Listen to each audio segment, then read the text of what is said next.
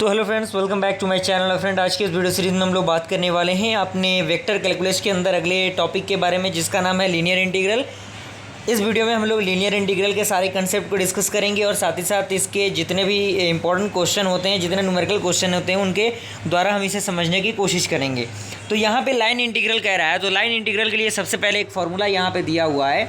Integration यहाँ पे आपका लिमिट में, लोअर लिमिट में c दिया हुआ है, f vector d vector r divided by D S into D S, और इज इक्वल टू दिया हुआ है इंटीग्रेशन ऑफ लोअर बाउंड में आपका c है f वेक्टर डी आर। ये आपका क्या है, बेसिकली एक लाइन इंटीग्रल का फॉर्मेट दिया हुआ कि इसी फॉर्मेट में आपका लाइन इंटीग्रल होगा। सबसे पहले अगर मैं वर्क की बात करूं तो वर्क आपका क्या होता है, तो कह रहा है कि f vector represented that the variable force acting on a particle along arc A B. यदि मान लीजिए कोई भी आपका f क्या है, एक वेरिएबल है, फोर्स है, जो क्या करता है, एक किसी आर्क ए बी पे क्या करता है, रहता है, तो then the total work done, तो उस कंडीशन में जो आपका टोटल वर्क डन होगा वो क्या होगा, integration of A to B F vector D R vector. तो इस कंसेप्ट में हम क्या करेंगे, इस फॉर्मूला का यूज़ करेंगे। ओके, देन आपका अगला है सर्कुलेशन। सर्कुलेशन क्या होता है, कह रहा है कि if V vector represented that the velocity of the liquid of integration of C v vector D R is called the circulation of v round the closed curve c। यानी यहाँ पे क्लोज कर्व आपको दिया हुआ है, यहाँ पे अगर मैं दिखाऊँ तो यहाँ पे आपका इस फॉर्मेट में आपका दिया हुआ है, तो ये आपका क्लोज होता है। क्लियर, तो ये आपका कंसेप्ट होता है।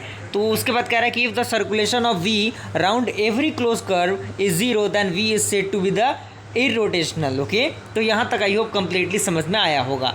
थर्ड आपका है कि पॉइंट इसी के अंदर कि when the path of integration is closed curve, जब आपका पाथ ऑफ इंटीग्रेशन क्या हो, क्लोज कर्व हो, देन नोटेशन ऑफ इंटीग्रेशन इस तरह से इन द प्लेस ऑफ ये, यानी उस कंडीशन में ये जो नोटेशन होगा वो रिप्लेस हो जाएगा आपके सिंपल इंटीग्रेशन के फॉर्म में। क्लियर हुआ। नोट यहाँ पे कह रहा है फ्रेंड कि if integration of A to B F vector D R is to be independent of the path, then F vector V and phi, here F is called the conservative, जिसे हम लोग irrotational कहते हैं, vector field, and phi is called the scalar potential, and V cross del cross F, जिसे हम कह सकते हैं del cross del phi is equal to zero. यानी ये आपका बेसिकली क्या है, फॉर्मूला है, तो उसके लिए आपको घबराने की ज़रूरत नहीं है, आप इन सारी चीज़ों को लिख लीजिए। क्लियर। डायरेक्टली क्वेश्चन पे हम लोग आते हैं। क्वेश्चन कह रहा है कि वेरिएट इंटीग्रेशन, लोअर में आपका c है, f vector D R vector, where f vector is equal to X square I cap plus X Y J cap, and c is the boundary of the square in the plane z is equal to zero and bounded by the line x is equal to zero and y is equal to zero and x is equal to a आपका दिया हुआ है and y is equal to क्या दिया हुआ है, a दिया हुआ है। तो सबसे पहले हम क्या करेंगे, वेक्टर जो दिया हुआ है उसके फॉर्मेट को लिखेंगे। तो सबसे पहले ये आपका फॉर्मेट हो गया, O A F vector D R vector plus A B F vector D R vector plus B C F vector D R vector plus C O F vector D R vector. Clear. यहाँ से आपका are दिया हुआ है, ये D R आपका क्या हो जाएगा, डी एक्स आई cap plus D Y J cap, F vector क्या है आपका जो दिया हुआ है ये हो जाएगा। देन आपका F vector dot D R vector अगर आप फाइंड आउट करेंगे तो X square D X plus X Y D Y हो जाएगा, जो कि इक्वेशन 1 होगा। ऑन ओ ए पे आपका क्या है, y is equal to zero है, तो इस कंडीशन में वेक्टर f और डी आर क्या होगा, एक्स स्क्वायर डी एक्स हो जाएगा। उसके लिए जो आपका लिमिट बनेगा वो क्या बनेगा, वो लिमिट ये फॉर्म में बनेगा, और यहाँ से इसको इंटीग्रेट करेंगे तो एक्स क्यू डिवाइडेड बाई 3 आ जाएगा। एक बार एक्स के जगह पे a पुट करेंगे, एक बार 0 पुट करेंगे, तो ए क्यू माइनस डिवाइडेड बाई 3 आपका आएगा, जो कि इक्वेशन सेकेंड हो गया।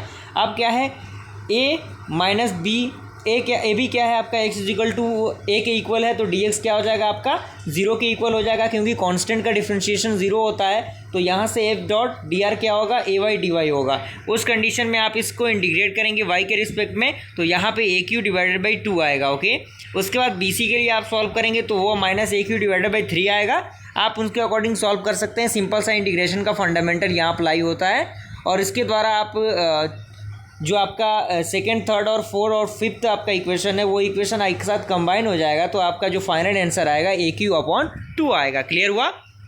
देन फ्रेंड आपका अगला क्वेश्चन कह रहा है कि find a vector field is given by 2i plus 3 I cap plus X Y J cap plus Y Z minus X K cap and evaluate F vector D R vector का integration along the path C is x is equal to 2t and y is equal to t and z is equal to T cube and from the t is equal to 0 to 1 यानी t आपका कितना दिया हुआ है 0 से लेके a1 तक का आपका दिया हुआ है। सिंस यहाँ पे कुछ चीज़ों को हमें माननी होगी, मानने के लिए हम क्या करेंगे, कुछ डिफरेंट टाइप ऑफ फॉर्मेट को ले लेंगे। तो यहाँ से आप सिंस के टर्म में देख सकते हैं उसको डिफ्रेंशिएट हमने किया है, उसके अकॉर्डिंग से हमने इस इंटीग्रेशन को क्या किया, चेंज किया। अब कुछ नहीं करना है, सिंपल सा सिंप्लीफिकेशन है, कैलकुलेशन है, डायरेक्ट कैलकुलेशन करके इंटीग्रेट कर देना है आपको और फाइनल में क्या करना है, आपको इंटीग्रेशन के वैल्यू को पुट कर देना है, एक बार 0 और एक बार 1।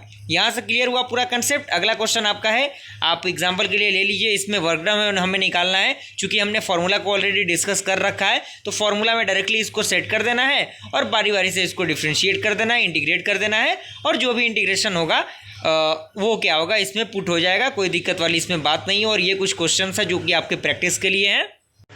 तो आई होप यहाँ तक पूरा प्रोसीजर आपको समझ में आ गया होगा। अगर वीडियो पसंद आए वीडियो को लाइक जरूर कीजिएगा और चैनल पर चैनल को सब्सक्राइब कीजिए। मिलते हैं अगले वीडियो में, तब तक के लिए थैंक यू।